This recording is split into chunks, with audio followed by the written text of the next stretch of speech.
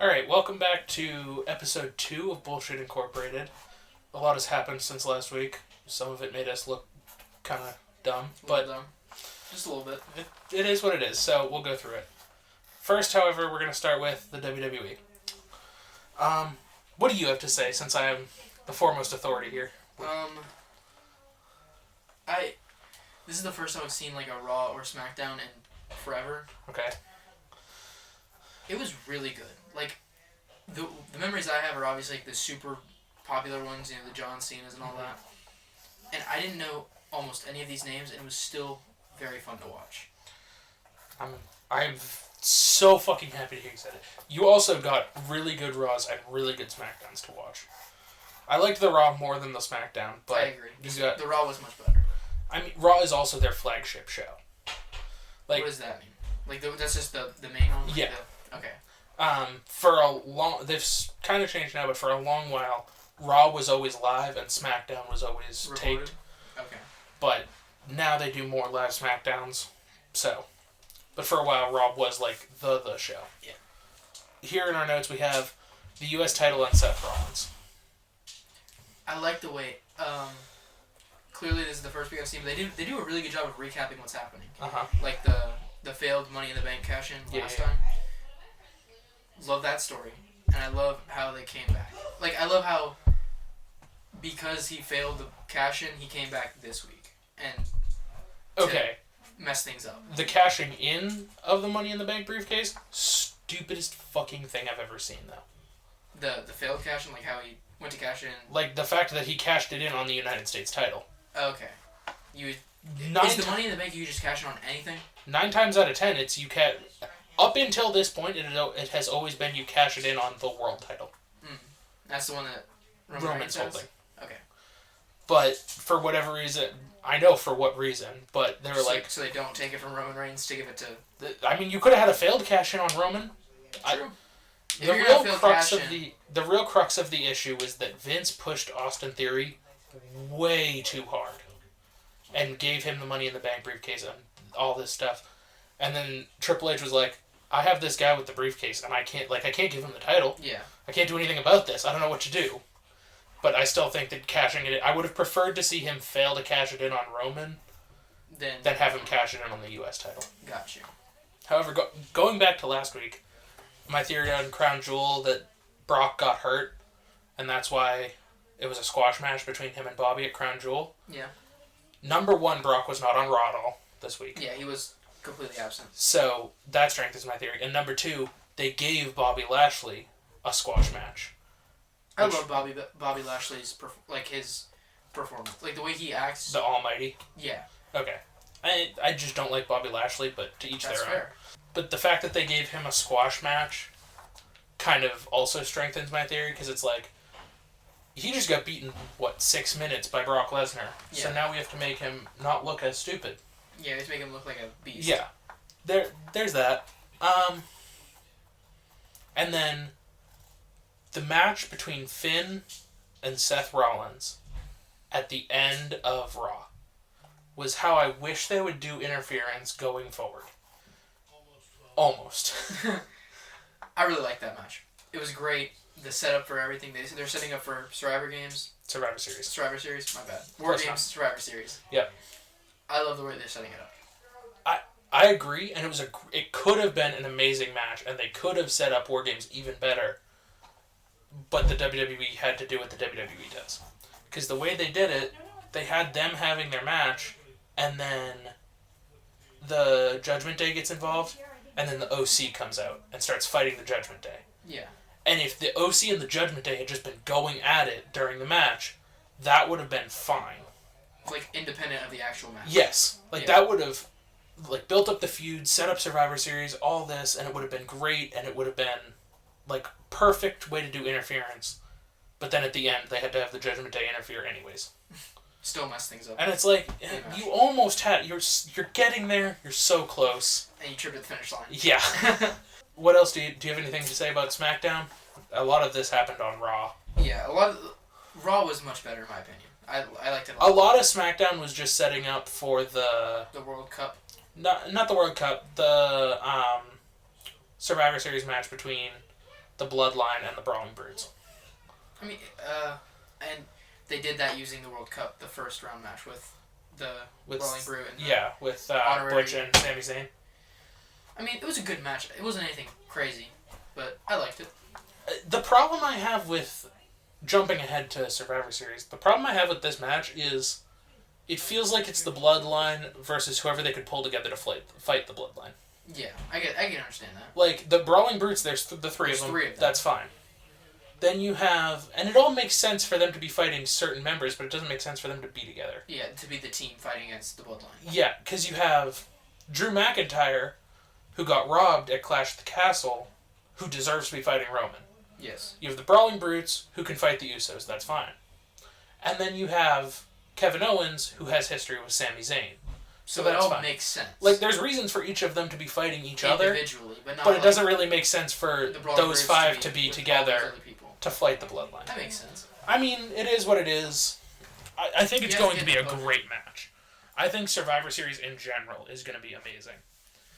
So, speaking, I know you don't know a ton, but I'm going to look up the Survivor Series match card, and I want to get your takes on who you think is going to win what matches. Survivor Series is this Saturday, right? Yes, coming. The first match on the match card, you have the Bloodline versus the Brawling Brutes, which we just talked about. I think this is going to be a great match, and I think that you're going to have parts winning against each other, if that makes... Like Roman's going to win. I think the Bloodline is going to win the match. Yeah. However, I think Kevin Owens is going to beat the dog shit out of Sami Zayn to build that rivalry. So it's going to be... within, there's going to be different teams winning, but overall, Bloodline's going to... And I think that Drew McIntyre is going to beat the ever-loving fuck out of Roman. Because he did it at Clash at the Castle. It was... Drew McIntyre should have taken the titles at Clash in the Castle. Like, that's how bad it is. That's how bad it was. So when do you think they're going to set up for him to lose it? Like, what... Because I think it's going to be at a big event. I think he's going to lose it at WrestleMania. Which is in December? March, April, May. Okay. I think he's going to lose it to Cody Rhodes. I think Cody's going to win the Royal Rumble, and he's going to lose it to Cody at WrestleMania. So you still think he's going to have it for a decent while? I mean, that's only, 4 or 5 months? Depending on which month it is. Yeah. They change when it is. It lies somewhere between March and May. In the spring? Yeah. Makes sense. Then, the second match on the card, you have the other War Games match. Alexa Bliss, Asuka, Mia Yim, Bianca Belair, and a fifth member versus Damage Control, Nikki Cross, and Rhea Ripley. The only issue I have with this is the first team. Yeah. There's no name for me to associate with, so it's just a list of names. Alexa Bliss and Asuka were the two that fought Damage Control at Crown Jewel. Yeah. Bianca Belair is the Raw Women's Champion, the girl with the really long braid. Mia Yim is a new girl. And then I don't remember if they announced the fifth member. I don't remember them announcing. I don't think they did. If they did, it's the OC's new girl. Okay. But that's the only person I can think of. It might have been announced. And then Damage Control and... Damage Control is Bayley, Dakota Kai, Io Sky, and then Nikki Cross and Rhea Ripley. Io Sky's another one. I love the thing about the women's is I think that clearly their regular blows look a little faker. But when they do the crazy stuff, it looks so much better because they're light enough where they can just fly around the arena. The problem is I've been watching since the AJ Lee Bella Twins era of women's wrestling, and it's there are times where I miss that type of wrestling rather than the we're gonna do everything, but we're all high flyers. Yeah. Before you had definite brutes that within the women's community. Yeah. Okay, I understand. Now it's we're all high flyers no matter what, with the exception of Ronda Rousey and Shayna Baszler. The UFC fighters. Yeah. Yeah. Third match on the card, speak of the devil, is the SmackDown Women's Championship, Ronda Rousey versus Shotzi. I mean, I don't really care. It could stay on Ronda for all I care. The SmackDown's Women's Championship means nothing to me. Cool, because I didn't even know Ronda was in the WWE. I forgot she was in the WWE until SmackDown. I was like, oh, she's still a thing. Yeah. There's not a lot of great competitors on the SmackDown side of things. Like, you really got Ronda Rousey, Shotzi, and Liv Morgan. And it just rotates between the three, especially with Charlotte being gone right now. Fourth match on the card is AJ Styles versus Finn Balor, which, let's be honest, is the Judgment Day versus the OC. Yeah. I'm still excited for the match. I'm excited. It's going to be a great match. Hopefully it doesn't end in interference. If they get involved, that's fine. That's fine, but they can't. It can't. Hopefully it doesn't end in interference. I understand. You have the U.S. Championship match: Seth Rollins versus Bobby Lashley versus Austin Theory.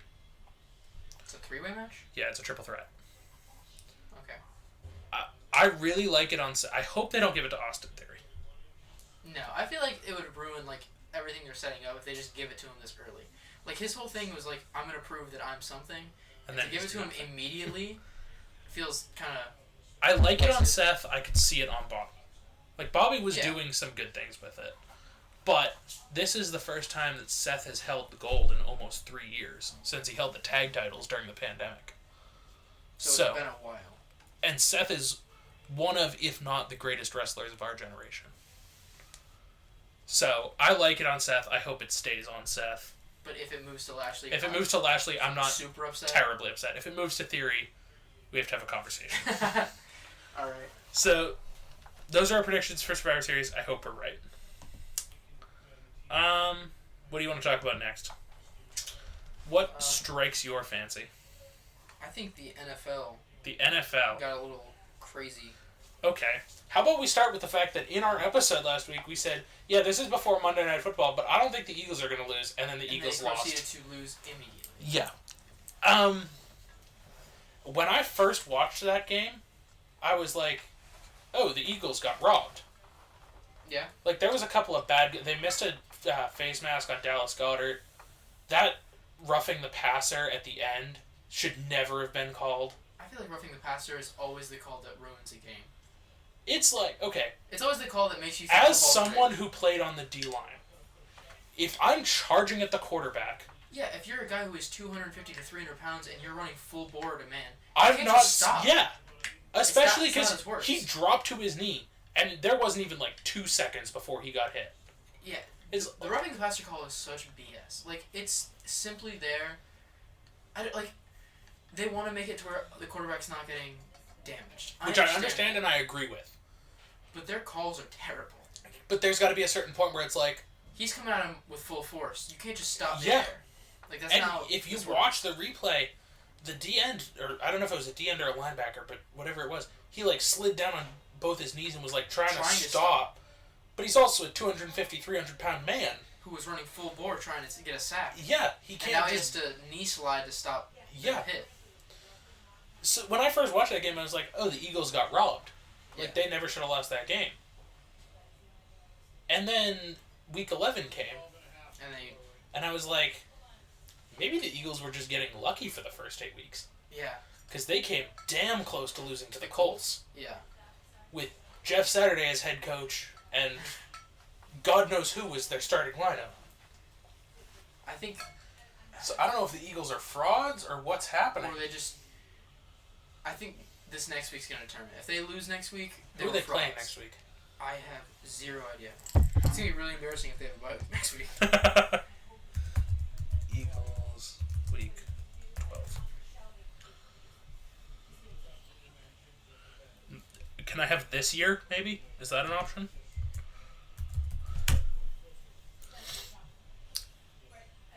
The Green Bay Packers. Well, so I really hope they win. I do too.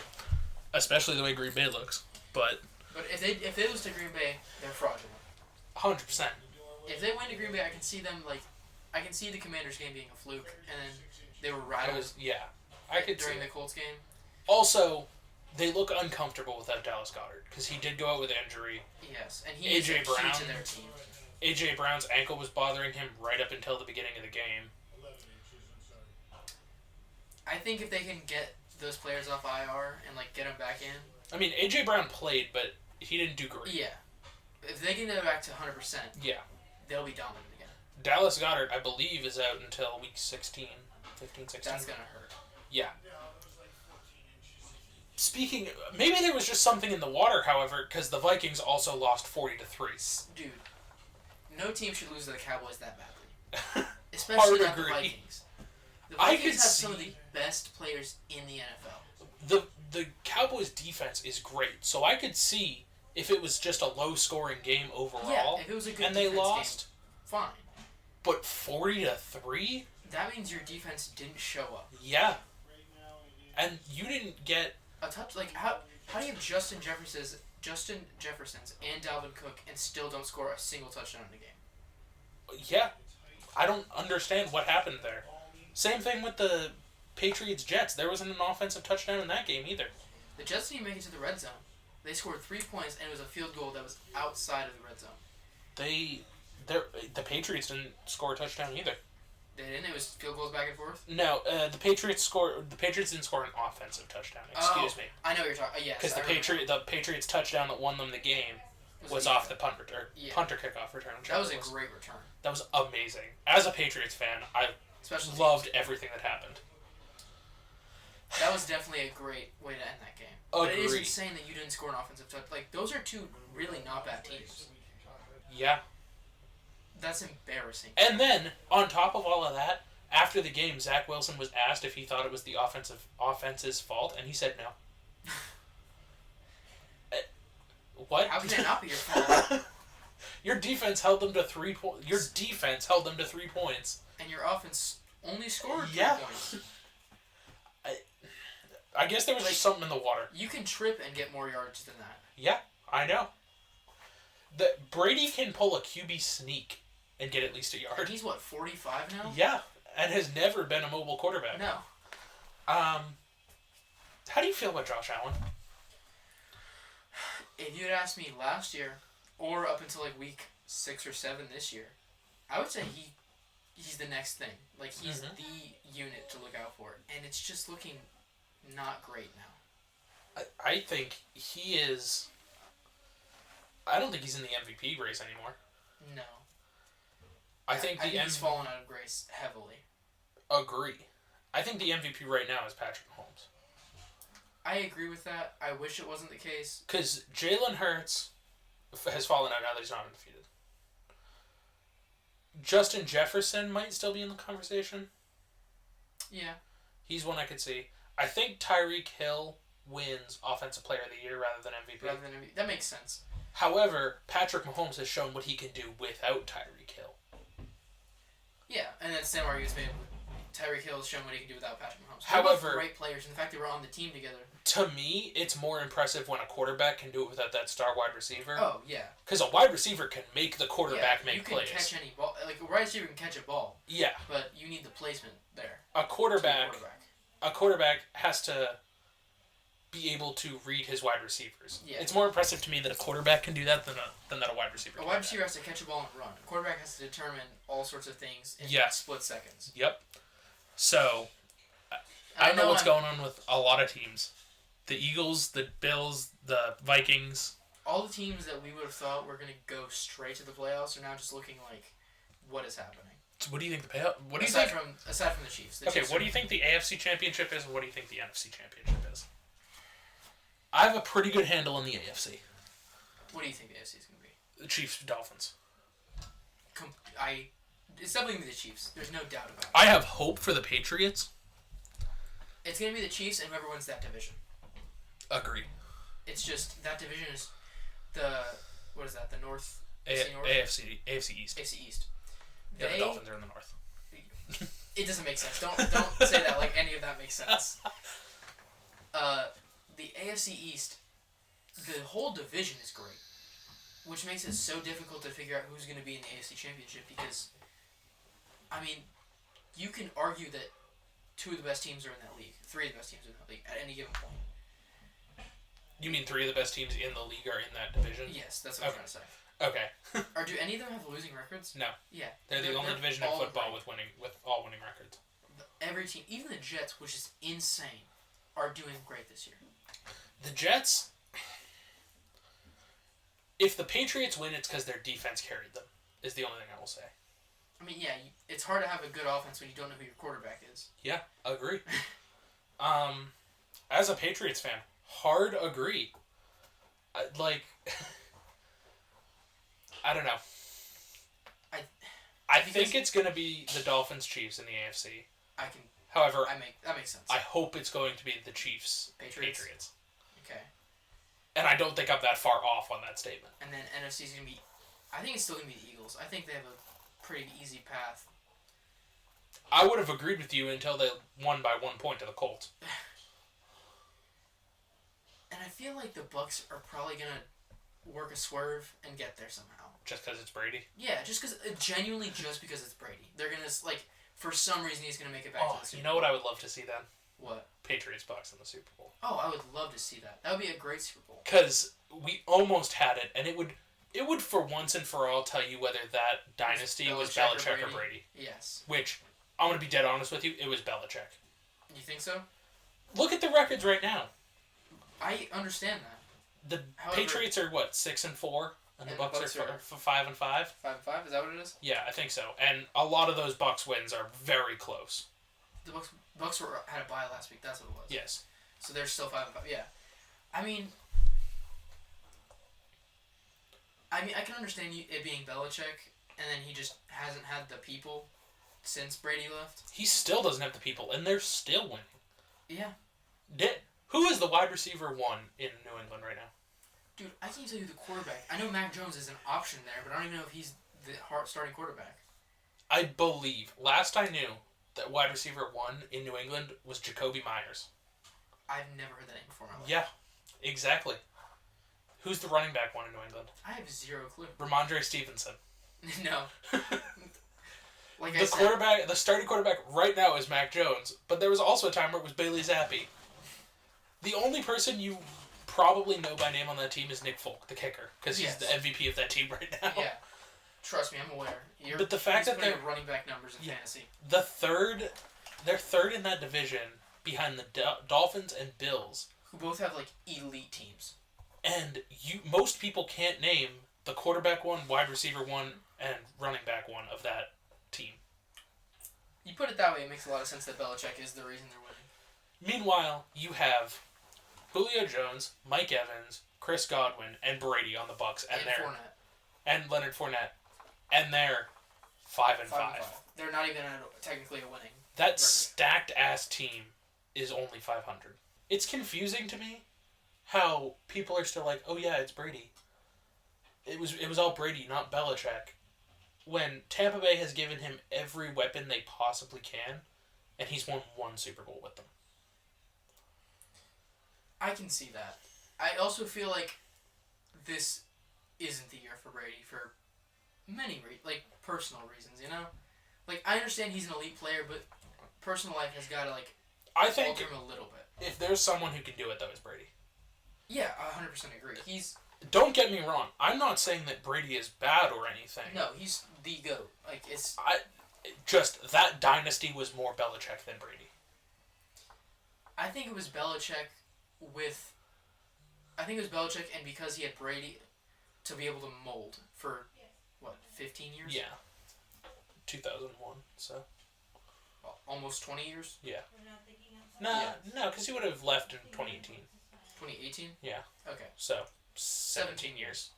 So, you think it's the Eagles Bucs in the NFC Championship? Yes. I think because it's Brady, because it's the Bucs, they're just going to find a way to get to that championship. I mean, okay.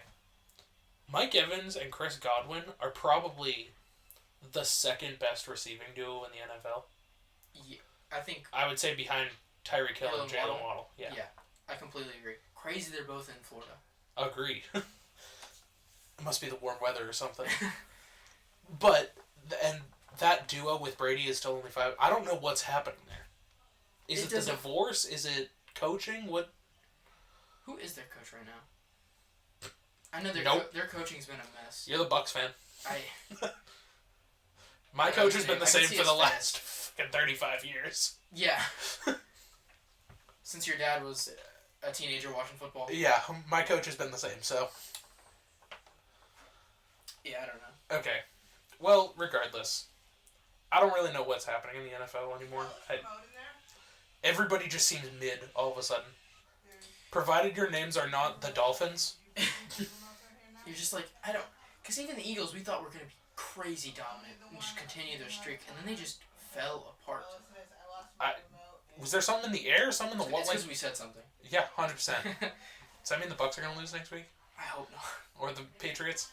Who do the Bucs play next week? Play the Browns, so... I hope they win. They should win. Like, I feel like they should win. But I also feel like a lot of teams should win, and they don't. How is Tampa Bay's run defense this year? Run defense? I think it's been mid as hell.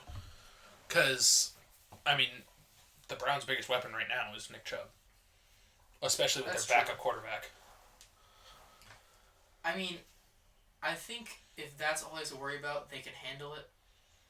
I think it's going to come down to the offense for the Bucs. What? So they have Amari Cooper, David Njoku, and Nick Chubb are their three biggest weapons. Yeah.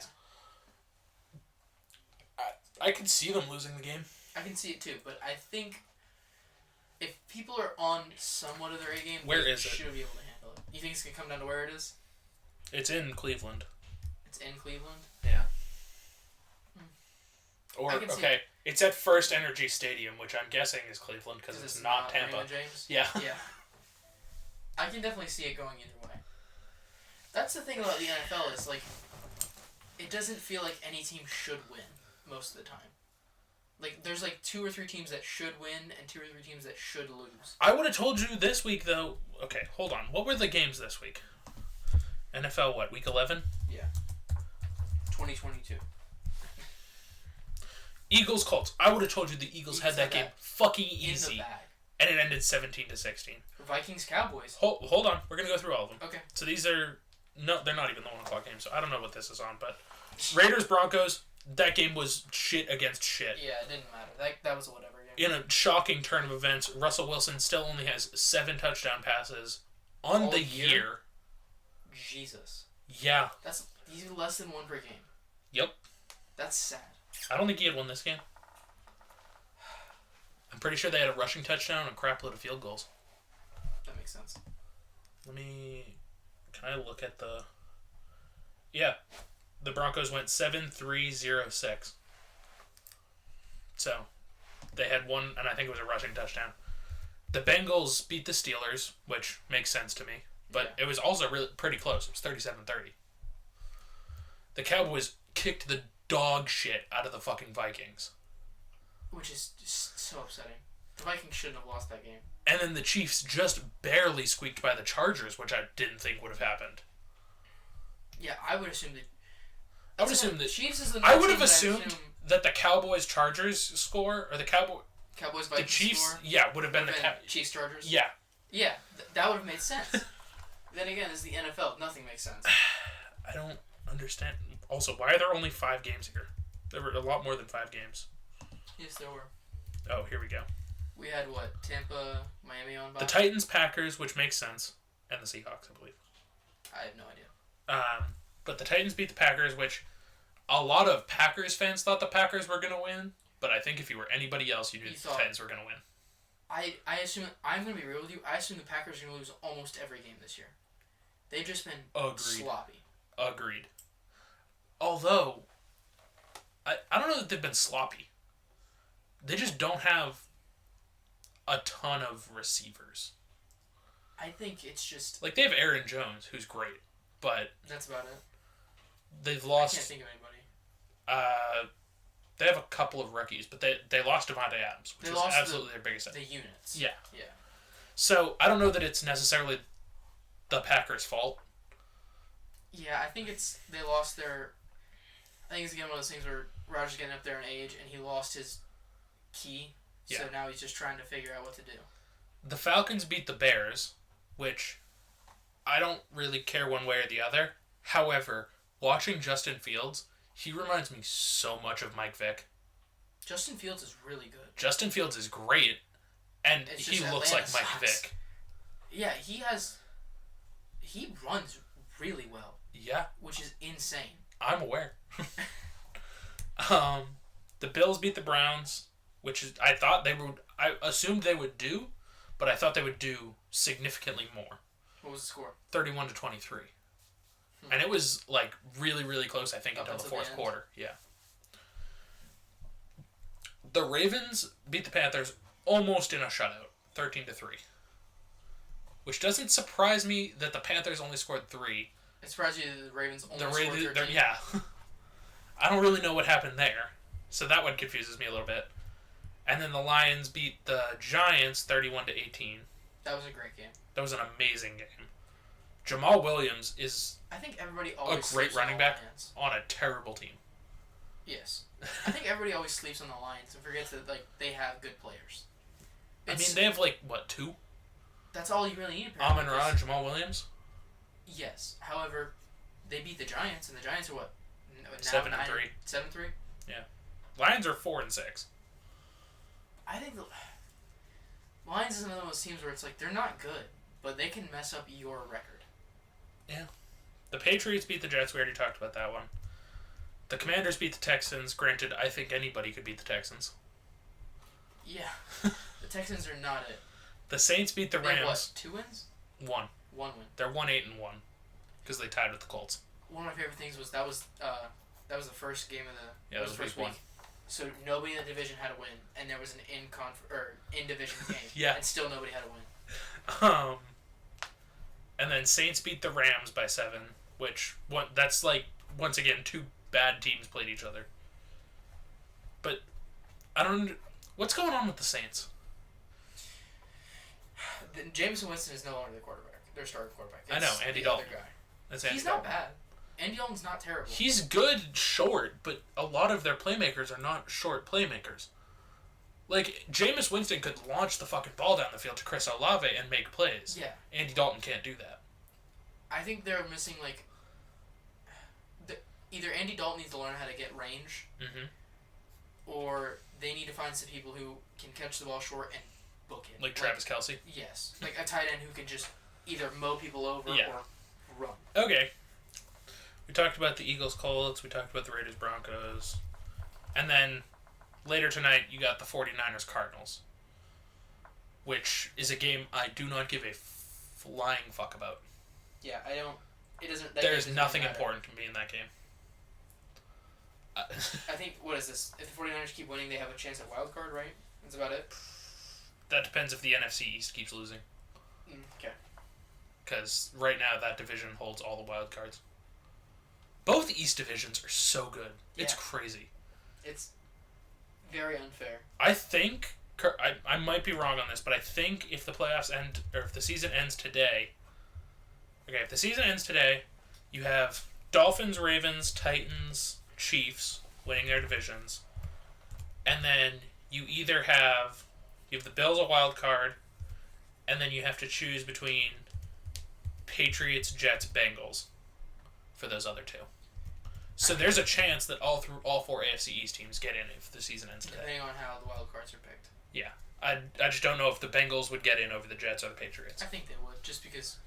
Rather than have 4 teams of the division. One division. Then in the NFC, you have Eagles, Vikings, Bucks, Seahawks winning the divisions. It's insane that the Bucks are in the playoffs. And then Cowboys, Giants, and 49ers would make the wild cards. So the 49ers are already in the wild card. It's just they have to keep winning relatively well. Yeah. They would... Also, the 49ers they have had their bye. Maybe the Cardinals haven't yet. I think we have, one more bye week? 2 more? I know there's not one this week because of the Thanksgiving Day games. Oh, yeah. So, I don't know if there's one next week, but... Regardless, it's crazy that no matter how it works out, at least 3 of the 4 teams in each East division are getting in because they're just that dominant. I don't understand, especially when some of those teams are the Patriots and the Giants. And the Jets. I mean, the Jets might not get in because they're 4th in the division, so if they're going to put in a team, if they're going to put in the Bengals of one of them, it's going to be over the Jets. But still, the fact that the Jets are an option is crazy. Yeah. Also, the AFC East is the only division in football where every team has a winning record. That's pretty crazy. And the NFC South is the only division in football where no team has a winning record. Yet, both are going to have teams in the playoffs. Oh, well, I mean, the NFC South has to. Yeah. But yeah, I don't. I think that's about it for the NFL. The NFL is crazy right now. I don't know what's happening. Before we jump to the college football. Yep. The World Cup's kicked off, or however you say it started. And wow. There is not a bone in my body that cares. I just care because obviously I want America to win, but they're not gonna. I know, but if they do win, it'd be awesome. And they're one. If they do win, we'll rush the field. Yes, we're in Qatar. Yeah. They tied 1-1 to Wales. That's about it. Did they? Did England win? I don't know if they played. I thought they played yesterday. I don't know. The fact that America didn't lose the first game is really nice just makes me happy because it's soccer. Cool. I know 2 teams make it out of the group stage. If we win, it's soccer. If England doesn't make it out of the group stage... Oh, if we outgo England, that's all I need.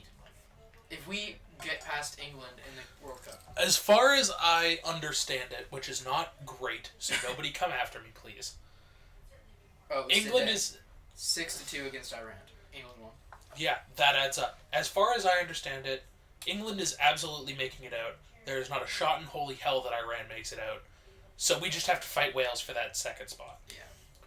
Which I think the only reason this World Cup is a big deal is because all those really famous pro soccer players, this is their last World Cup opportunity. Because they're all getting up, like the Neymar, Ronaldo, Messi, they're all getting up there in age. So, and because it only happens every 4 years, it's not like Tom Brady, you can have a shot every year at the Super Bowl. Okay, Tom Brady also can't have a shot every year at the Super Bowl.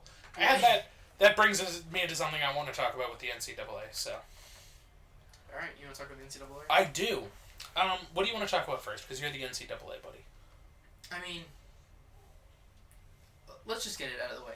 Mm-hmm. Tennessee losing to South Carolina, an unranked getting South fucking Carolina. blown. No, not losing to South 63 Carolina. 63 to what? 35? Yeah. Getting the crap beat out of them by South Carolina. A score that shouldn't be happening. No. You had a college basketball score. And everybody, all the Tennessee fans are like, oh, it's because we lost Hendon Hooker. No, you lost in the fourth quarter. You were already down. Yeah. The score was like 35-17 when they lost Hendon Hooker.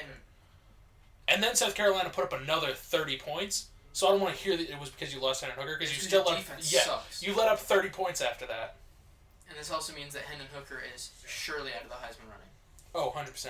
Which is very sad for him, but a loss like this followed by injury. I honestly don't think he was going to be the Heisman anyways. No, but he was at least in the conversation before, and now that is not what's happening. I think even after his first loss, he was out of it. I mean, it's Georgia, you know. If you're going to lose to a team, you're going to lose to the number 1 team. That's not terrible. Agree, but the fact that Stetson Bennett and C.J. Stroud are also in the Heisman contention, and then Hendon Hooker lost to Stetson Bennett. Yeah, I think Stetson Bennett is probably going to have it. Either him or C.J. Stroud. It depends who wins this weekend. Yes. If C.J. Stroud makes it this weekend, I could see him winning it. I agree. But before we get into the playoffs, because that's assumedly the last thing we're going to talk about. Okay. I texted you about this, I think, like, the day after we recorded the last episode. Everybody is saying that teams like Georgia and LSU and Tennessee are heating up in college football. Oh, and they're getting hot. And that This was specifically about Florida State. Was it? Yes. Okay. Florida State is heating up in college football. No, they're not. Okay. Explain your reasoning and I'll give you my... They may be looking good this year. They may only need a couple pieces more to be a contender this year. However, it's not like the NFL where Belichick started with Brady in 2001 and it's 17 years to build that team around him. Like, by the time you get to their 3 back-to-back-to-back Super Bowls, you have players that you've been playing with for forever, like Brady and Gronk and Edelman. With perfect synergy. Yeah, like everybody's been playing together for so long. You have a maximum of 5 years, let's say. I know you can go over that for various reasons, especially with the pandemic. Yeah. But normally you have a maximum of 5 years with a player. Yes. And one of those is a redshirt year. So, here's how I see it. Clearly the NFL, you can have an elite team and an okay coach and call it a day. Mm-hmm. The thing about NCAA is you need that coach. The whole thing is, like, your argument makes sense if you didn't have teams like Alabama, who's been dominant for 15 years. And none of their players can be the same. Well, okay, that makes sense to a point, but that's the same thing we were just talking about with the Patriots. Like, that's when it's on Nick Saban and not their players. The same way it's on Belichick and not Brady. You're kind of right, is you can't have a team... The way I see it is, Florida State, we'll use that example, is heating up with their players. That's because they have another year with their quarterback, and they have a couple of great receivers. There's one guy, I can't remember his name right now, but he's like 6'7", 6'8", he's got a 7-foot wingspan. Jesus. And he catches anything that's thrown at him. It's insane. And you have a couple more years than him. So it's one of those things where it's like, when you're looking at college football, it has to be, you get like 4 or 5 years with great players to make something, and you can keep that greatness if you have a decent coach, and you have like, where whenever you, like a puzzle almost, where you take out the receiver that you really like, but you have somebody who's been molded to fit that exact spot, and you just keep replacing as the years go by. And clearly you can't always do that, because sometimes it happens where you lose every player the same year, and then you're just out of luck. That's what happened with Florida State back in 2015 when Winston went away. So, but okay, Patrick Mahomes was drafted to the Chiefs in 2017. Yes. That would mean that this year would be his last year with the Chiefs if they played by college football rules. You also, I think you're right. Okay, but the framing has to be different. Like you have to imagine like. And Andy Reid is a great coach. You have to imagine 15 to 20 years in the NFL is like 5 or 6 years in the college football world. I just disagree with the wording, I guess. The heating up. Yeah. I think it's more like, because Florida State isn't dog shit anymore, that means they're heating up. Because previously, they haven't had a winning season like 4 years, 3 or 4 years. So the fact that they're winning games like they are is heating up. I guess. I also think that the fact that you only get those 5 or 6 years with a player makes you work harder for it. Work harder for it, and I think it makes it to where like you're not looking for the same teams over and over again. Like, well, unless you're Alabama, that's a whole different thing. And for the time being, Georgia. As of now, Georgia, but even now, like Alabama's, what 10th, 8th, something like that. They're no longer. They're in the top 10. They're no longer the team. And I can tell you, they're not 10. Because it's been Alabama, Georgia for a while now. Yeah. But I think the way that college football is set up, it gives you like that opportunity to have a whole different idea of who is the king. Like, but this happens every so often. Like in the 90s, the 70s and the 90s, Nebraska was thought to be the shit in college football, and now they're lucky to win 2 games a year. So I think in 10 years we're gonna. In the 80s, it was Notre Dame.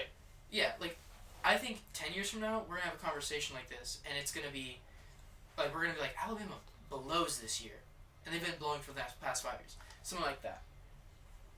Which is another thing. When do you think Nick Saban retires? Dude, I don't even know. I feel like he's gonna die before he retires.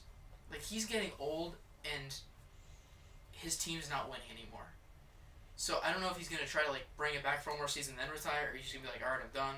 I don't know what's gonna happen. Do you think he would go for a head coach position? In the NFL? Yeah. I think if he does, he's gonna do I'm gonna pick the worst team and make it something kind of deal.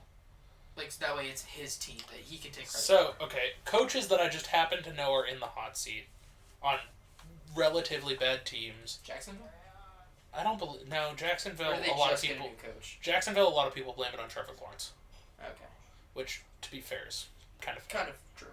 I know that the Broncos are in a really hot water situation. Yeah. Because like people know the caliber that Russell Wilson is. And he is it, and he's not winning.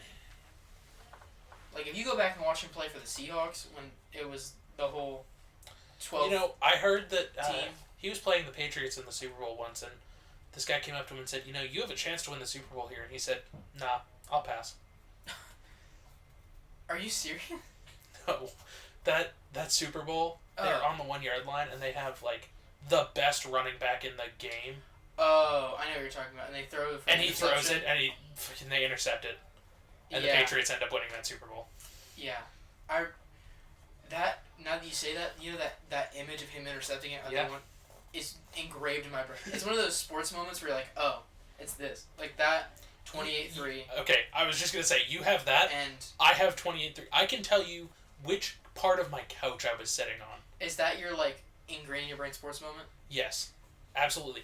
I can tell you, where my family was all watching the Super Bowl together because we're in Boston and the Patriots are in it. Naturally. And it's 28-3 with 3:54 left in the third. Yeah. Something like that. My dad's like, this game is over. I'm going out for a cigarette. He comes back from his cigarette, and it's 28-20 or something like that. What happened? Yeah. Okay, because I was watching this thing, it was like, hey, what's your, crazy sports moment you watched live? Yeah. Mine was... Okay, that's a little different for me, but I'll get there in a second. Mine was, I think it was 2018, I want to say. Mm-hmm. It was when it was Alabama-Auburn. They were both, I think ranked 2 and 3 or something crazy like that. And it's tied, 28-28. Alabama kicks a field goal, goes for a field goal kick, and the Auburn guy, they miss completely. Auburn guy's in the end zone, catches it, and runs it all the way back 109 yards for a touchdown and win the game. Oh. That's the Iron Bowl, I think it was. Mm-hmm. Engraved in my brain. That was such an amazing play. Okay, my historic sports moment that I watched live is kind of cheating because I was born in February of 2004. Okay. And the Red Sox broke the curse of the Bambino in November of 2004. So at 6 months old, my mother woke me up to watch the Red Sox win their first World Series in 83 years.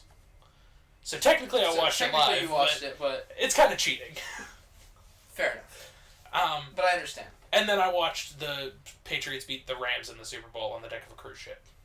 That's a great way. That's a great place to see that. Yeah, agree. We went on a cruise during the Super Bowl, and they were like, yeah, we're going to put the Super Bowl on the big-ass TV on the deck if you guys want to watch it. It's pouring rain in the middle of the ocean.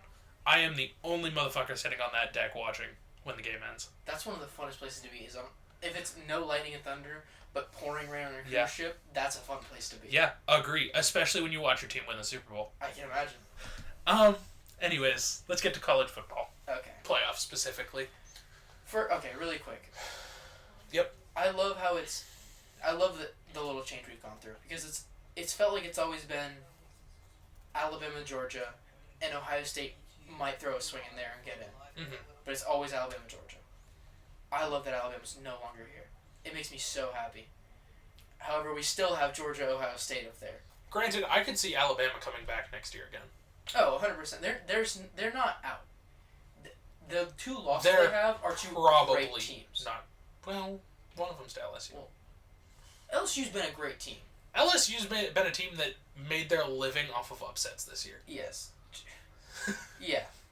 The beginning of the year, they were not the team they are now. They've evolved greatly since the beginning. They lost to FSU, and I'm an FSU fan. If there was a rematch of that game, FSU does not win. No. Okay. One is absolutely... I think Georgia can lose this week against Georgia Tech. I don't think they're going to, but I think they can. And still be the 1 seed. I promise you, I don't think it matters. I think they win. I genuinely believe, especially after this past week, because we both talked about this, the 4 undefeated teams all got way too close to losing for their comfort. Well, okay. Ohio State didn't get too close to losing. But they didn't win by what they should have won by. Not even... They won by a pretty decent margin. But it was all in the set. It was all at the end. They went into the set... They came out of the first half and were like, what's happening? And then put some shit together. Exactly. And Georgia only won by... I say only, 13 or 18 points. Yeah. But they aren't meant to get that close to a team. TCU won by 1. TCU and Michigan both won by a field goal at the last second. Yeah. TCU should not have won that game. Did you see the call they made? Yeah. It was bad. You run the ball with 13 seconds left or 20 seconds left, and expect your field goal team to rush out on the field and barely kick it in. They won. The reason they won is because they're the team of destiny, and they just have the luck. I mean, they are Texas Christian University. Yeah. God has put a blessing on them to get to the... If they win the national championship, God is real. Like, there's no way God's not real. So I think Georgia's number one. The only way I can see that changing is if LSU beats them in the SEC championship. I don't think it's going to happen, but I could see it happening. I can see them losing and still being number one to LSU. I don't think they're going to be the number one at that point. I think they'll still be in the playoffs. They'll still be in the playoffs, but I think they'll be the 3 or 4 seed because at that point I think you're going to have an undefeated... Ohio State or Michigan? Yeah, Big 12 champion. Yeah. So, I think they're the number one. Whoever wins the game is also going to win the Big 12 championship because their opponent is, Iowa? I think so. Yeah. That doesn't really matter. I do think it's going to be... And then, whoever loses the game, I think gets knocked out of the playoffs entirely. Really? Yeah. Because I think whoever loses the game is going to get knocked out because I think it's going to be either LSU if they win the SEC championship. Yeah. Or USC if they don't lose this week and win the Pac-12 championship. That makes sense. Or Clemson if they win the ACC championship. I think Clemson's... Because if TCU is probably going to win the Big 10 championship. Yeah, obviously. Or Big 12. Which one's which? I have no idea. If it's Pac-10 and Big 12 are so... Big 10 and Big 12, messy. one of them is Midwest and one of them is like Texas. Dude, I hate both those divisions, so I don't pay attention to them. Regardless, you're going to have TCU and the winner of the game as an undefeated Big 10 and Big 12 champion. Yes. So that means if you still have Georgia with LSU defeating them, you don't have the SEC champion in there, you don't have the ACC champion in there, and you don't have the Pac-12 champion in there. So it comes down to, do you do a 2-loss LSU, a 1-loss Clemson, or a 2-loss USC? Yeah. And I think you probably have to go with the 1-loss Clemson. I agree. And that's just a waste of a place because they're not going to get anywhere good. No. Clemson is 1 loss, right? I think so. To Notre Dame. Yeah, I just don't know if they lost another. I don't believe they did. Clemson is 10-1. Yeah. So provided they don't lose to Auburn or North Carolina, who do they play this week? Clemson? Yeah. South Carolina. South Carolina. Okay. Which I'm gonna agree with you. They can totally lose that game. After the performance South Carolina put on against Tennessee, I think. But was that South Carolina or was that Tennessee's defense? I think South Carolina is one of those teams that was on the brink of getting ranked and deserved to be ranked, and they had to prove it, and that was them proving it. Are they ranked now? No, I think they're like 25th. No, I know UCF is 25th. They're at the bottom. If they are, they're not ranked. Which site is that though? Whatever Google pulls up when you just search it. Okay. Well, you have ESPN. Looks like NCAA. They all have different ways of doing it. It bothers me that it's not unified, but whatever. It bothers me that there's a 900 win percentage team down at 23rd. Who? Coastal Carolina. It doesn't bother me that they're down that far. It bothers me that they're 900 and down that far. Yeah. There's always that one team that's like undefeated, but snubbed, or like their record's great, but they're not ranked high. Mm-hmm. And that's because they don't have good competition. That's the way. You remember a couple years ago, UCF was undefeated, and they're like, "We're the real national champions." Yeah. That's because UCF plays nobody. Yeah. It bothers me that this year, like, TCU's gonna get in. Yeah.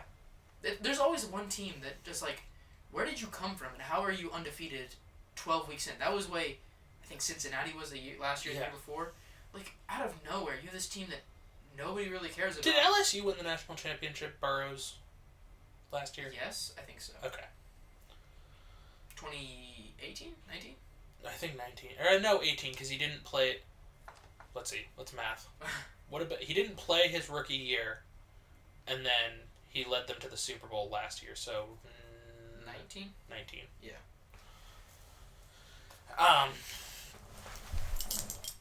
So... Georgia gets in.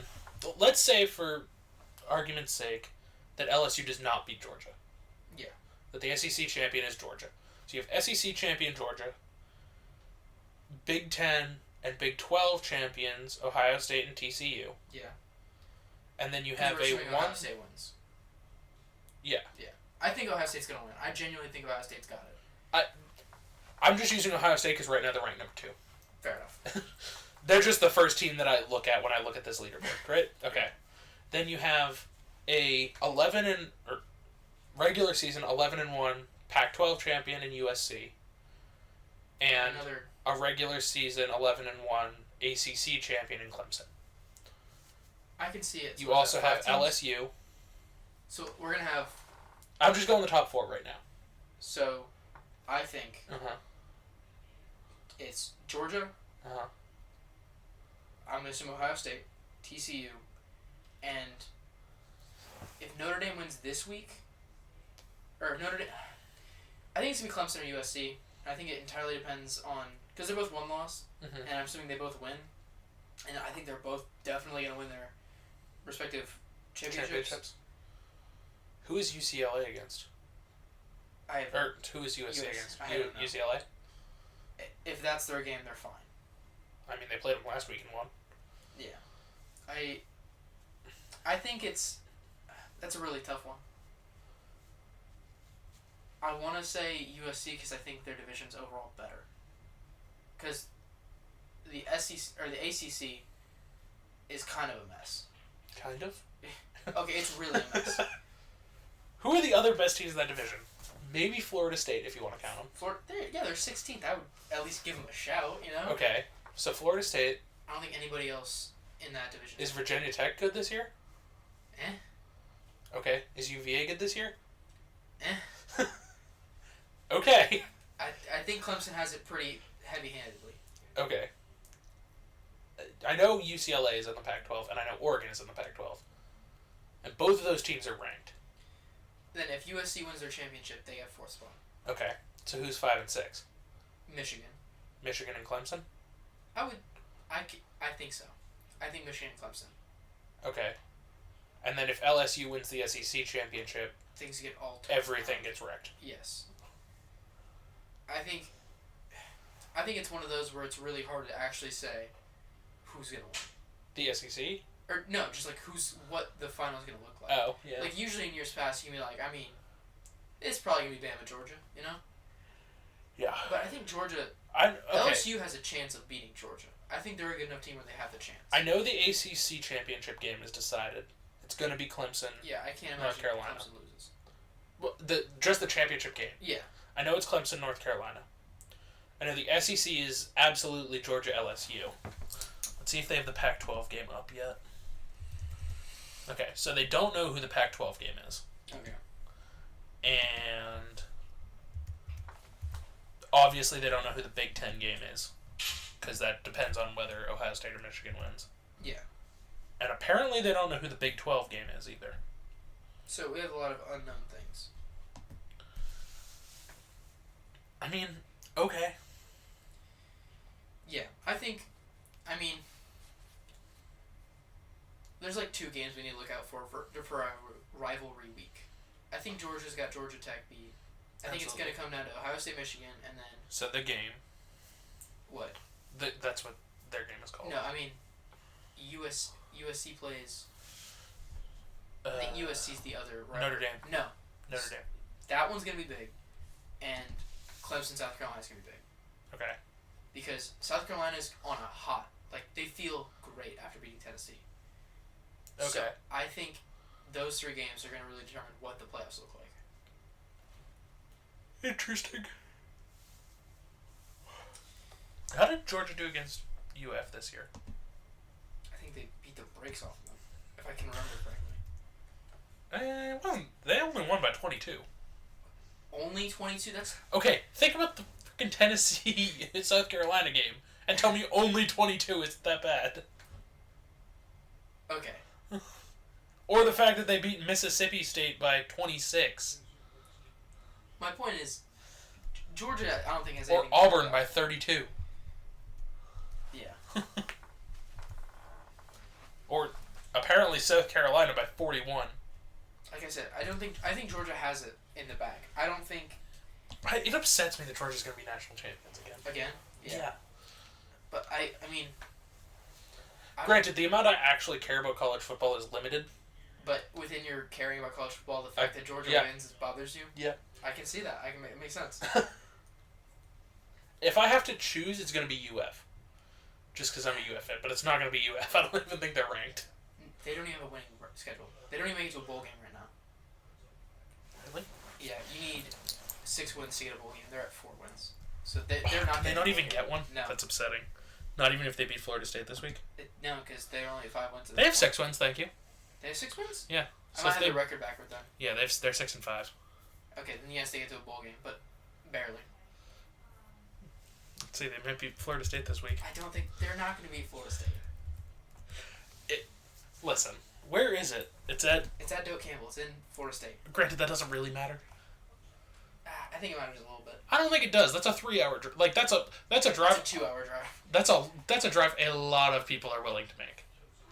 I wouldn't be willing to make it. It's way longer for me. I don't think it matters as much as. I do want to talk about that for a second. What? The neutral sites in college football. I think. Okay, if it's... Sometimes it's actually a neutral site. Like the world's largest outdoor cocktail party is in Jacksonville. Jacksonville, right between Gainesville and Athens, right? Yeah. Fine. Makes sense. Maybe a little bit closer to Florida. I still think it's close enough where it doesn't matter. It's fine, especially right? Because... However... What road is it? 75? Atlanta, Jacksonville? 95? 95, 75? I don't know. There's a big road that connects those directly. You Yeah. just hop on that road and be there. So, that's fine, right? However, apparently a neutral site this year was the Falcon Stadium for the opening game between Georgia and Oregon. Yeah, that's not... Tell me how the Falcon Stadium was a neutral site for that. Neutral site because it's not Georgia's regular stadium. Because it's not in Athens? Yeah. Let me tell you approximately how many more people are willing to drive from Athens to Atlanta than are willing to drive from Eugene to Atlanta. A shitload. It didn't matter. It wasn't a neutral site. It was just not the Georgia Bulldog Stadium. Anyways, that term also upsets me. There's a lot of terms in college football. I really thought you were going to say, how much does a home game matter? Like, that's what I thought that statement was going. I was like, no, it really matters. No, I promise you it matters. But neutral sites are not neutral sites all the time, and that upsets me. I agree. Especially because, like...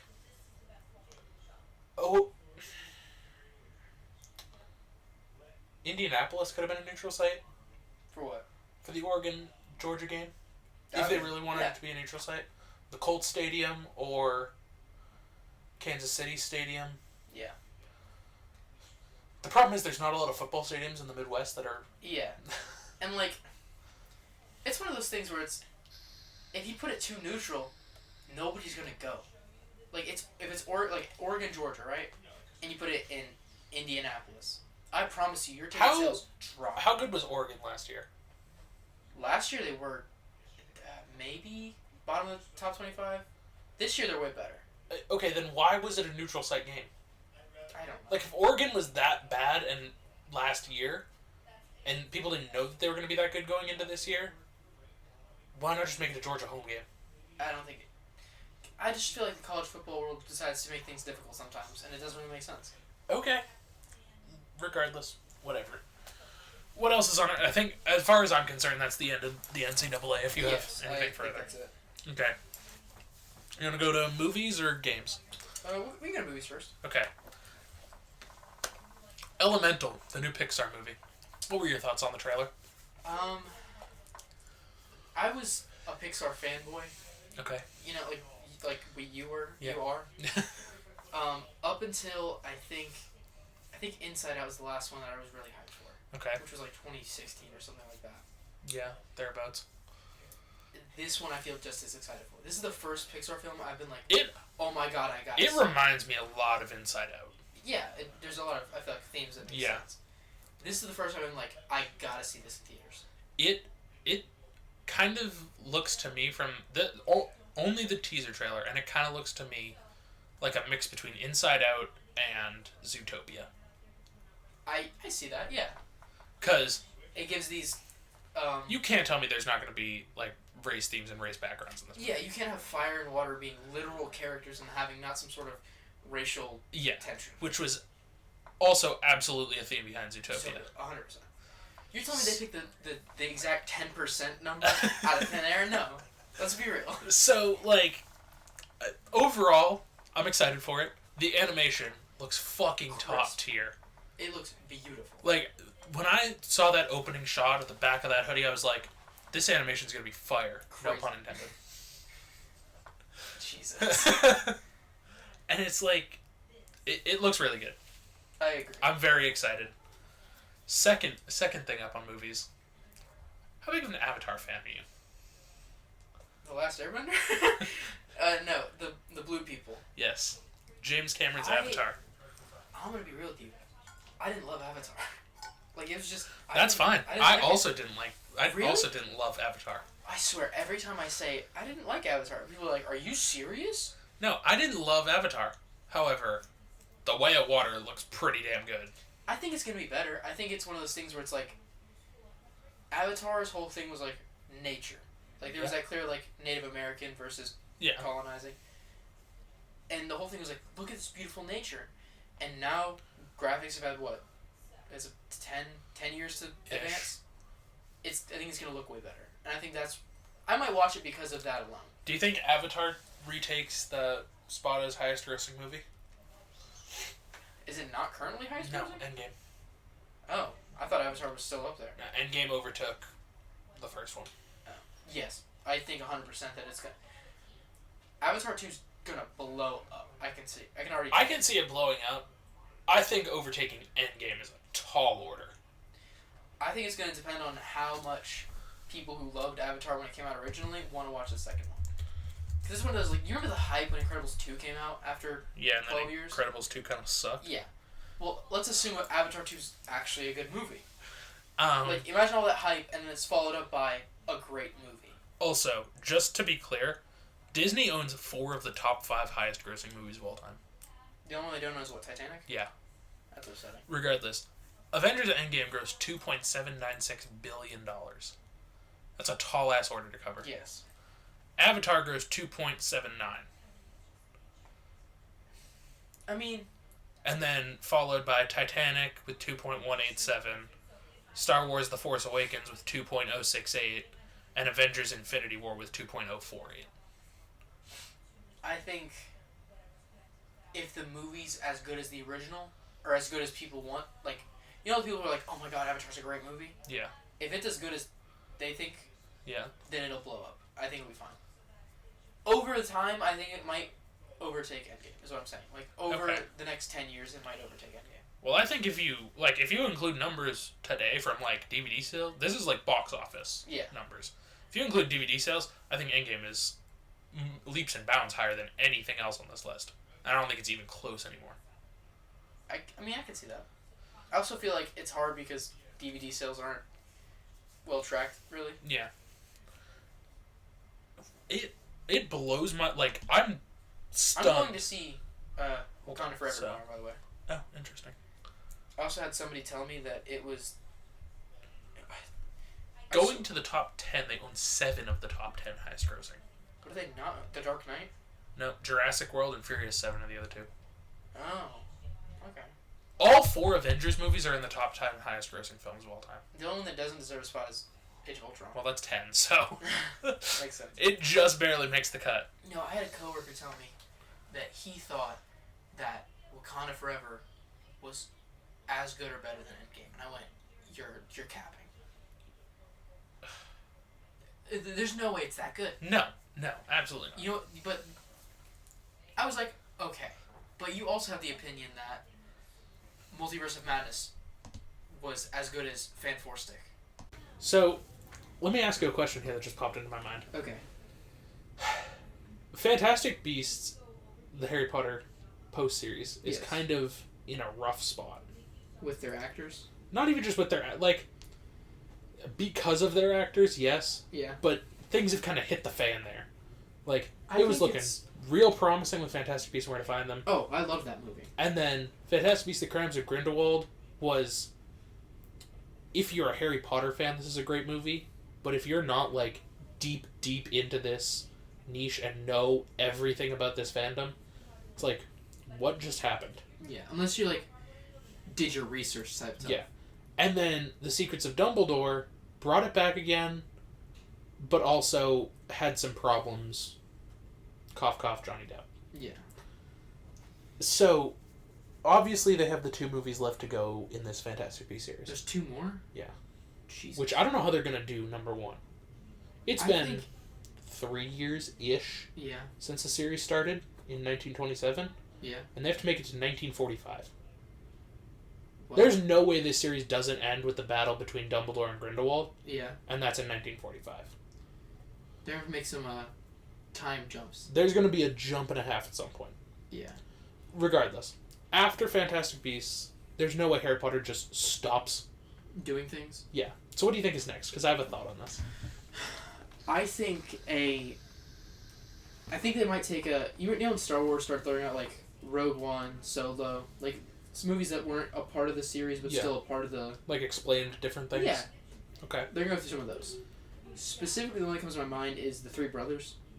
The Peverils? The Peverils versus Death. Mm-hmm. I think that would be a fun movie. Okay.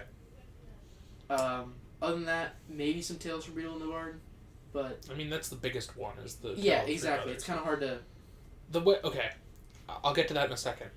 The 2 thoughts I have are, number 1, there's gonna be a made-for-TV series at some point. Like a Stranger Things type series. You read Cursed Child, right? Yes, okay. Sadly. Yeah, that's a book and a half. Yeah, as I like to put it, it's a canon fan fiction. Yeah. But there's gonna be a made-for-TV series at some point. Yeah. So I think that's gonna happen probably on HBO Max. Number 2, I would love to see a Founders either series or set of movies. That would be fun as well.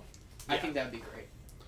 I think what would probably happen is they make a series out of one and movies out of the other, of probably just a new set of characters and then Founders. Yeah. Which way they do that, I don't know, but... There's so much we don't know about the Founders. Like, we hear that there's a split between Slytherin and Gryffindor. Yeah, and other than, like, the obvious ideological differences, you don't really know anything. Yeah, and it's like... None of that makes Slytherin inherently evil. Like, yeah, it's probably bad business practice, and it's kind of a dick move. Yeah. But I don't really get the jump from... I don't want to let Muggleborns into this school to protect our secrecy, to I'm going to hide a giant snake in the basement. Yeah, there's a big jump in, like, what he's doing. I feel like there's some context missing there. Also, isn't Hogwarts, like, founded in, like, 1066 or something crazy like that? It is before the Peverils are born. I can tell you that much. Okay. Because the Peverils are born in Godric's Hollow. Okay. So... But obviously, it's like, Godric would have had to been famous to have his town named after him. But it's like an insane long time, right? Yeah, it's old. It's older than the Ministry. Hold on, now I gotta know the exact year.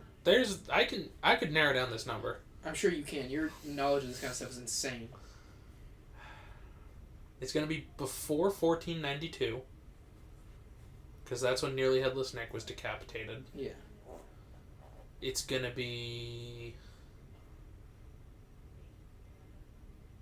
It's gotta be before the Peverils were born.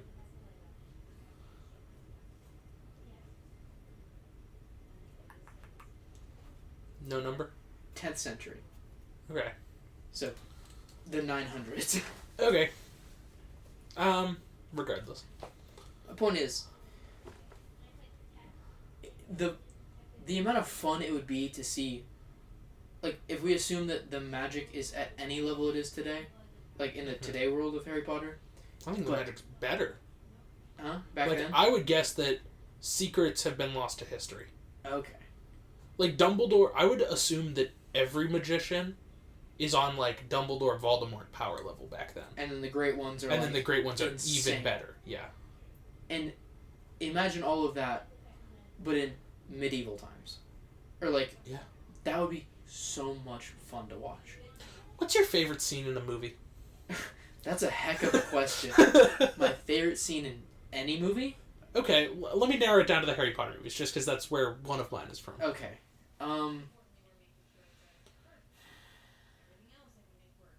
You have to give me a second. Okay. You can explain yours, because this is going to take a minute. Okay. Mine, it's just something that I wasn't expecting. And it caught me so off guard, and is so beautifully done. In The Crimes of Grindelwald, when Grindelwald is explaining World War II to his audience, mm-hmm. and he's breathing through his little skull hookah thing, whatever that is. Sure. And he shows the atom bomb dropping. Oh. And he's like, you saw the First World War. Most of you fought in the First World War. Yeah. This is going to be the second one, and it's going to be worse. And then shows the atom bomb dropping. You love that scene? It's just like, I didn't think they were going to go there, but okay. I really thought you were going to go with, like, original Harry Potter. I mean, the problem with original Harry Potter is there's not a lot of what I would want to see from Harry Potter. Okay. Like, the best out of what I would want to see from Harry Potter is the duel at the end of The Order of the Phoenix. That is a great scene, too. It's a pretty good scene, but it's still like, these are two amazing wizards, and they're throwing balls of water at each other. Yeah. I feel like it's always hard to, like, put that to screen. I think also, especially back then. Yeah. Because you didn't have all the CGI you do now. Then again, Star Wars does a pretty good job at doing on-screen things. Yeah. Prequels did a really good job. Okay, I was going to say, if you go watch, like, the fight between Ben and Darth Vader in I know, A New Hope. two old dudes, like, throwing sticks at each other. It's like... I was saying prequels. The prequels did a great job. Yeah, okay. But yeah, that just atom bomb scene. Yeah, I like that. Regardless, that was a tangent and a half. Another of my favorite atom bomb scenes in movies. That's a sentence. The Wolverine movie. When he throws the guy in and he takes the blast in the cell. Mm-hmm. How do you feel about that movie? The Wolverine? Yeah. That falls into my category called There's No Such Thing as a Bad Superhero Movie. I love that movie so much. It's like that. Okay. X-Men Origins. Okay. The Wolverine. Okay. Green Lantern. Yeah. The original Justice League. Okay. And Fan Four Stick. Those are the five I can think of off rip that fall into the category for me called There's No Such Thing as a Bad Superhero Movie because they're superhero movies. Because of what it's supposed to be. Yeah. Like, it's supposed to be fun and it's supposed to be a comic book come to life. Yeah. So, that and the fact that I just love superheroes means a superhero movie to me cannot be bad. Because of what it is? There's a bad superhero movie, but there's not a superhero movie that's bad. Okay. If that makes sense. I understand what you're saying. Yeah. Yes. So. Fair enough. Like, I understand the Wolverine's not everybody's favorite movie. I get that. That's probably top of that list that I just gave you, if that helps any. I mean, I guess. Any other movie? I don't think so. I think... I feel like we have had, like, a great year for movies in a... Like...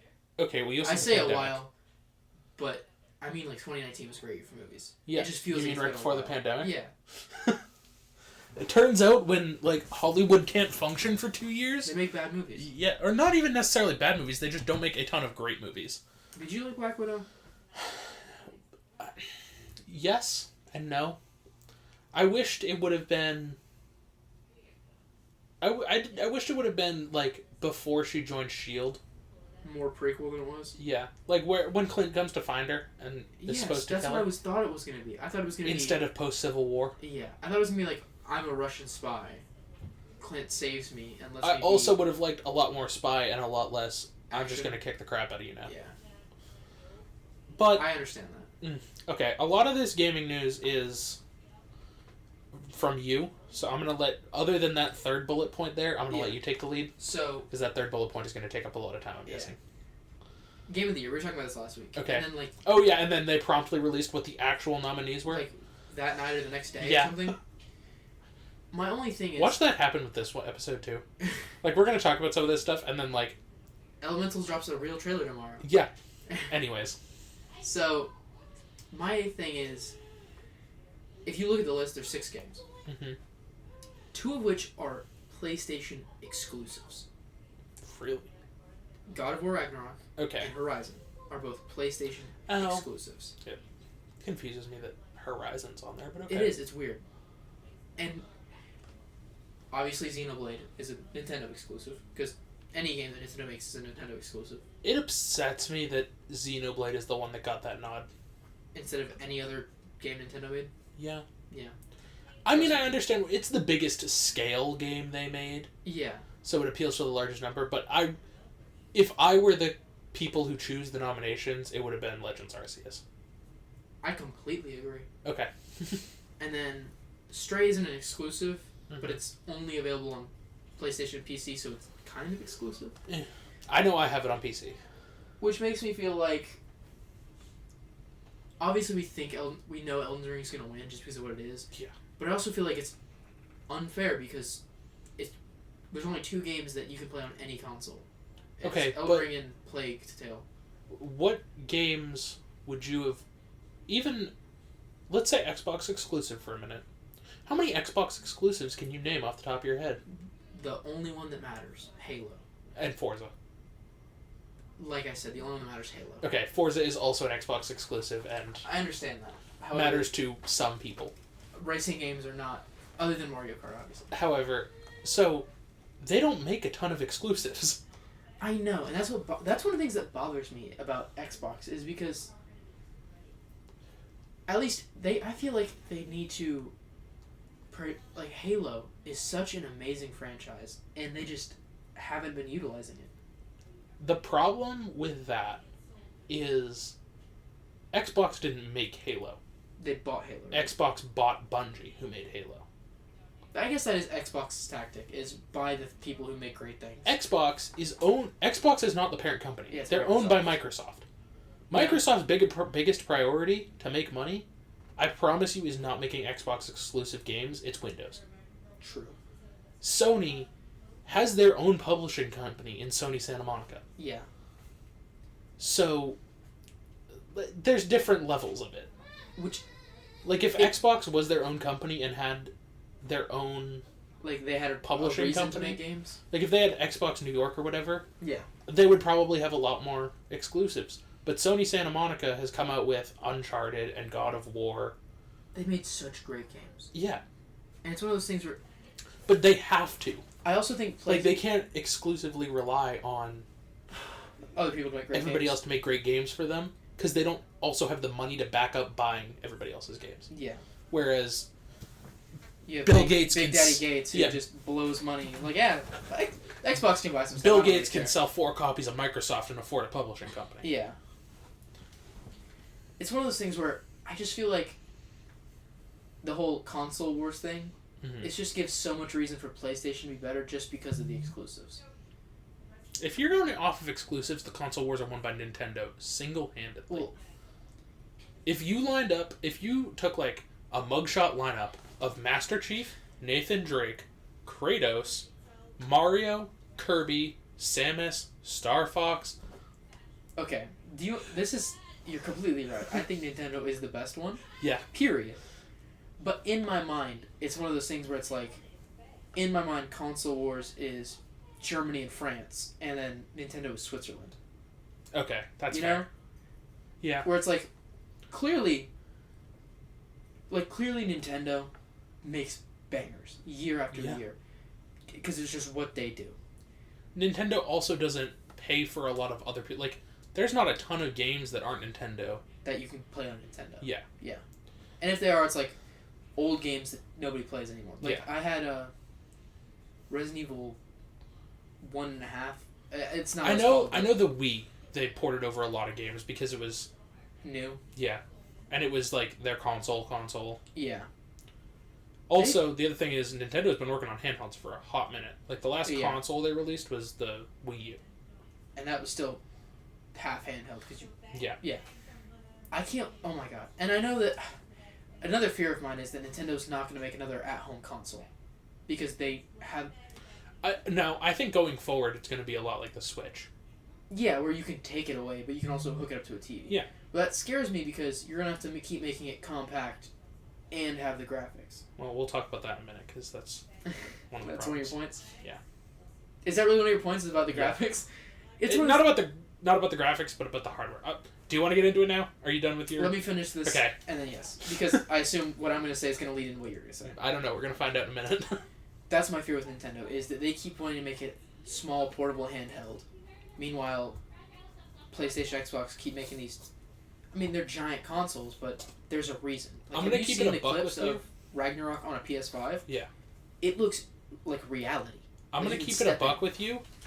That's not a bad business practice, but they have to know their limits. Yes, that's what I'm saying. Like, if they continue to make Kirby a pink ball of fluff, it doesn't matter what kind of hardware you have in there. But you can render a pink ball of fluff. But if you keep making Breath of the Wild style games bigger and better, you can't keep... Or you need to have loading screens. Yeah. Which I'm fine with if that's what they want to do. Yeah. Because their business practice can handle it. Like, I guarantee... There's a line that they need to make sure they know where it is. Yeah, and they don't. You ready? Yeah, ready. Let's go. Pokemon Scarlet and Violet released. Yes. You were downloading it as soon as possible. Yeah. I think I set the land speed record trying to get to Walmart before they closed because the charger for my Switch shit the bed. Really? Yeah. And it was like 10:42 at night. And they closed at 11. And they closed at 11. So you were zooming. I'm pretty sure I set the land speed record trying to get there in time. But regardless, I'll start with the graphics. Okay. The graphics in this game look amazing. Really? Like, they're great. However, that is also to the game's detriment at times. Okay. Because, for example, do you care about spoilers? You personally? Not even a little bit. Alright, to anyone who happens to be listening, I'm going to spoil parts of Pokemon Violet. Okay. Don't listen to this part if you don't want to. Cool. The grass gym, the gym challenge that you always have to do before you face the leader, is to find 10 Sunflora around the city that it's in. Okay.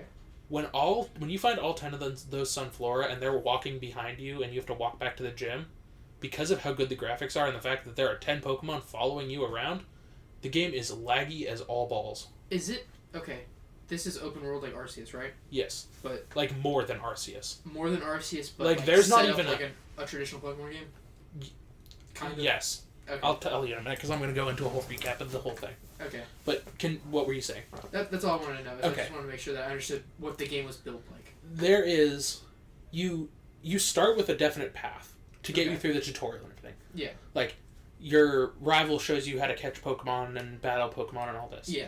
So, like, the stuff for... If this is your first Pokemon game, this is how you actually play the game. Yeah, this is how you play Pokemon. Yeah. Then you get to the school, because this generation is centered around a school. Okay. In Violet, it's Uva Academy, and it's all purple, right? Okay. So you get to the school, and it comes time for your treasure hunt, which is a thing that the school does yearly, where you can go out into the world and do whatever you want to do. Okay. It's like a study abroad, or like... It's like a study type thing. Okay. So, there are 3 paths you can follow in the game, and you can do them supposedly in any order, but we'll get into that in a minute. There's the Path of Legends. Excuse me. You're good. Which shows you, or which has you fight Titan Pokemon, which are just bigger versions of Pokemon that you can find in the area. Alright. Like the first one is a Cloth, which is a crab guy. Cool. Then there's the Gym Challenge, obviously, because it's not a Pokemon game if you don't have the Gym Challenge. Yeah.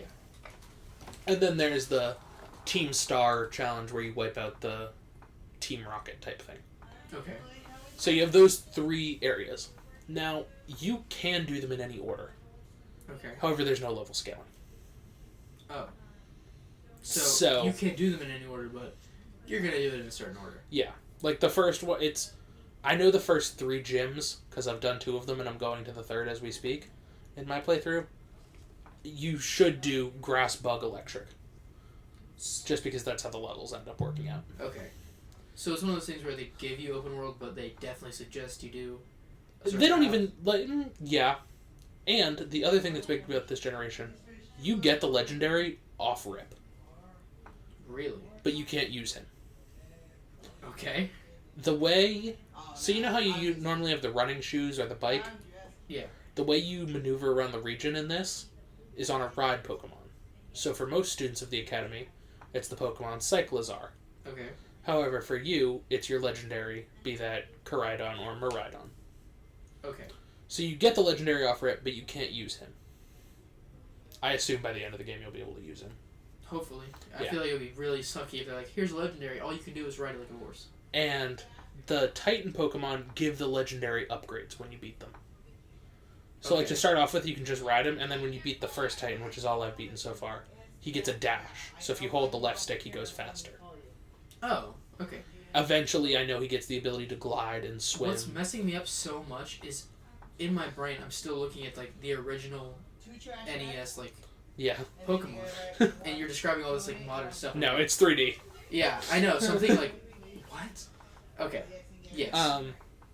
If I'm gonna be dead honest with you, if you want my Switches hooked up, we can go, like, look at the game after this. We will look at it. Okay. Regardless.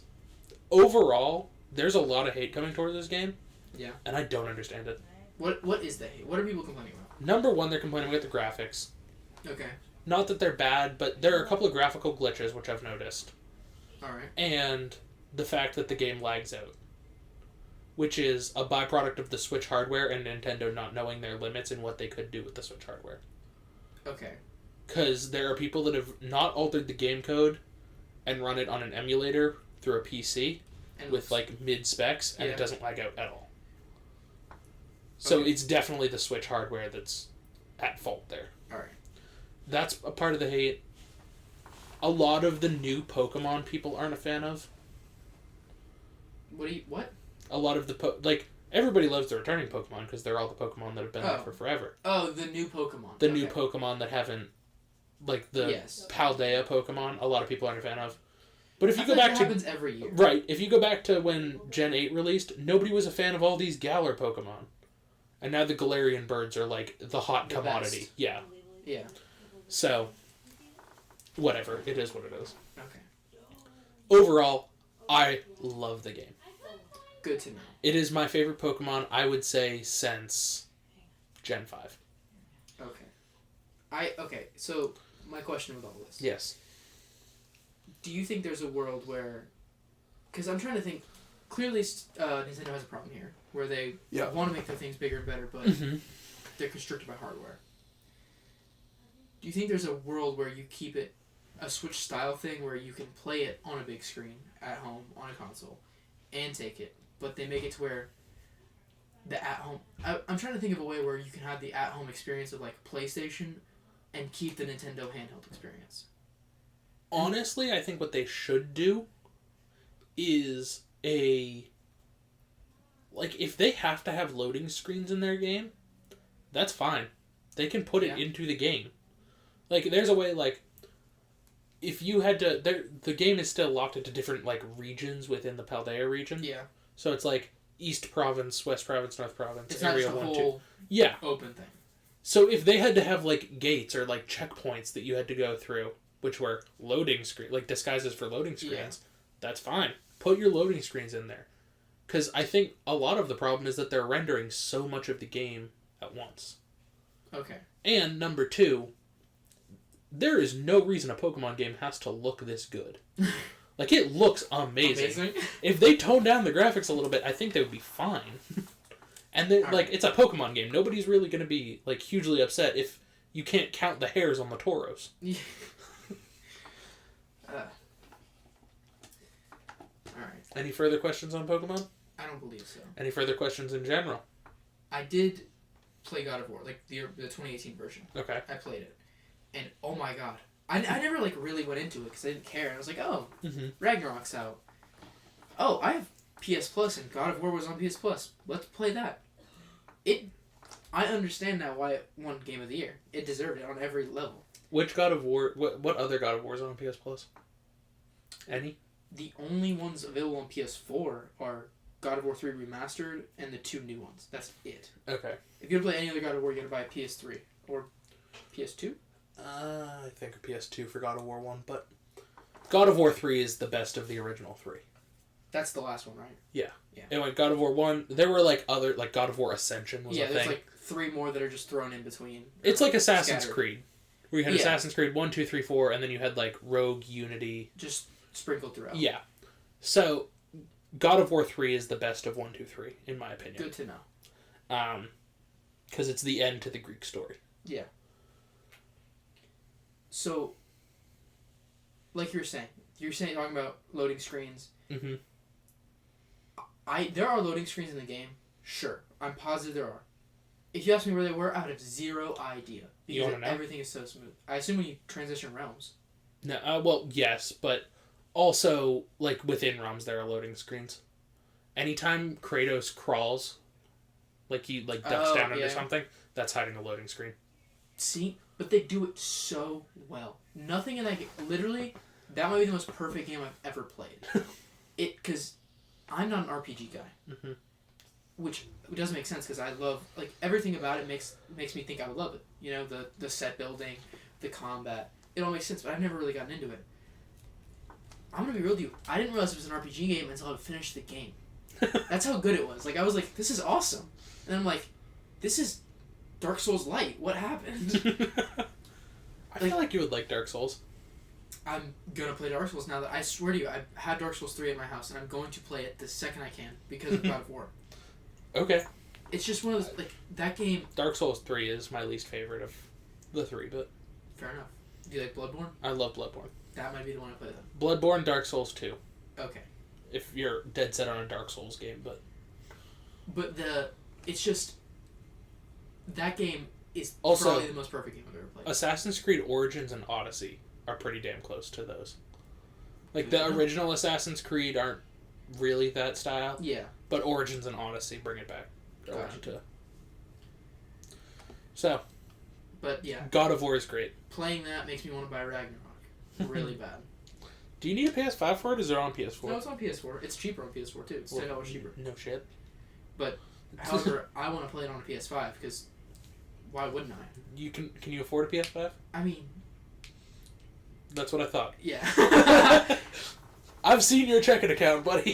Yeah, PS5 is not in my future. Anyways, anything further? I think I'm all good. Any other questions, comments, concerns? I think we're all good. Alrighty. Well, then we will see you next week. Alright. Goodbye.